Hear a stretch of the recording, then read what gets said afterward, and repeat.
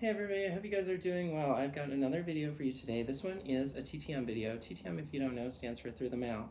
And what I'll do, as well as I know a lot of you guys do as well, is take sports cards from the various sports, basketball, hockey, baseball, football, and send them to the players on the cards, along with a self-addressed stamped envelope and a handwritten letter that um, asks them if they're willing to sign the card, but also, try to make it individualized to the player.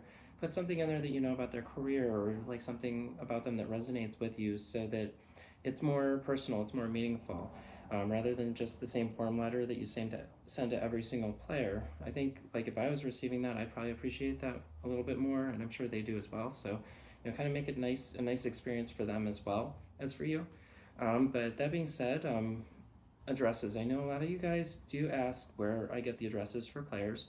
And there's a website, it's called Sports Card Forum. And what's really cool about that website is that it has other people that do TTM as well. And they report back about their experiences with an address, whether they've had a success, whether they've gotten a return to sender. And so you can kind of look at that. They've got stats to show, how likely is it that this address will produce a return. So it's always good to look at that to see, whether it's worth even trying to send it to a player. But anyway, if you got any questions about that, feel free to put it in the comments below, and I'll try to answer any questions you've got. But that being said, let's just get into this week's returns. Starting off with bad news. Occasionally, we do get return to senders with the addresses. It's the exception. It's not the norm, but we do get these from time to time. And I got one with Tim Conroy. So don't use that address for him because it doesn't work. Tim Conroy played for the A's in the early 80s, and then he went on to play for the Cardinals in the late 80s. Maybe there's another address that works better, so I'll have to go back on Sports Card Forum and see if maybe this address is not a good one, but there's a better one to try. So it's not, all hope is not lost for Mr. Conroy. We'll see if we can find a good address for him. And then getting to the cards that did come back this week, there's definitely got a few. Starting off with a pitcher who started off with playing for the Rangers, and then he went on to play for the Twins. And who I'm talking about is Mike Smithson. Got his 86 tops and 88 tops. And then he went on to play for the Red Sox.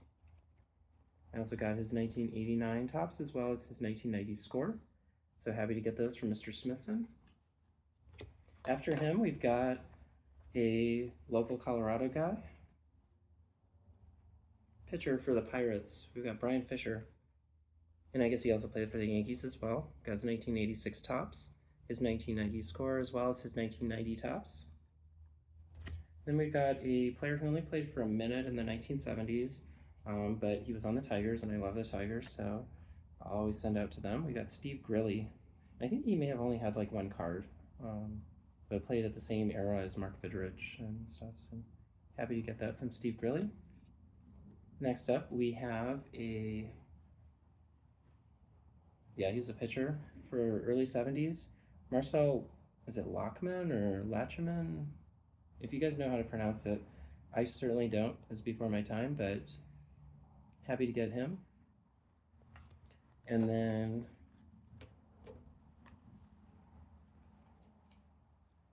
we've got great shortstop from the late 80s, early 90s. Got Jay Bell.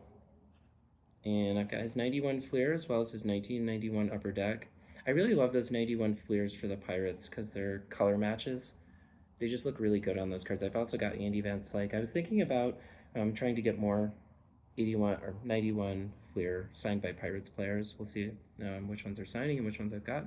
But I just think they look really great. And then I've also got his 1990 score. And then he went on to play for the Arizona Diamondbacks in the late 90s. So I've got him in, I think that's 97 tops. Next up after that, we're going back to the 1970s, early 80s. Got a pitcher, Tom Griffin. He played for the Astros as well as the Padres. Got his 1975 tops, his 1977 tops, as well as his 1981 Fleer. And if you've watched a lot of my videos, you've seen that I've got tons of 1981 Fleer, as well as 75 tops. So if you like those sets, you'll probably see a bunch of them in my returns for the near future, because I've sent a lot of them out. Hopefully you like that era. If you don't, well, there's other stuff too. So speaking of that same era, I've got a third baseman who played for the Mariners. Got Bill Stein, 1979 tops, 1981 tops, as well as 1981 Fleer. These are great cards, great portraits of him smiling. And then, pretty good pitcher from the 70s, Tom House. Started off with the Braves, got his 74 tops, as well as his 1975 tops. And then he went on to play for the Mariners, so I've got him on the Mariners in 1979 tops. Next up is a player whom I saw a lot of people get returns from this player this week, so he must have just gone through and signed a bunch. But we have Jeff Ballard. He was a pitcher for the Orioles in the late 80s. We got his 1988 Donruss, as well as his 1988 tops. Then his 1989 tops, as well as his 1990 score. And then next up is my only non-baseball return for this batch. And it's a hockey one. Got Randy Cunneyworth, who was a forward, left wing for the Hartford Whalers, late 80s, early 90s. And then going back to baseball, we got a pitcher for the Twins, Paul Darmadsgaard. Hopefully I pronounced that right. Got his 1978 tops as well as his 1979 tops. I really love that shot for the 78 tops. Awesome action shot. Looks good with his signature going up the side. So that's a really good looking card. Next up, we got another pitcher for the Twins from that same time period.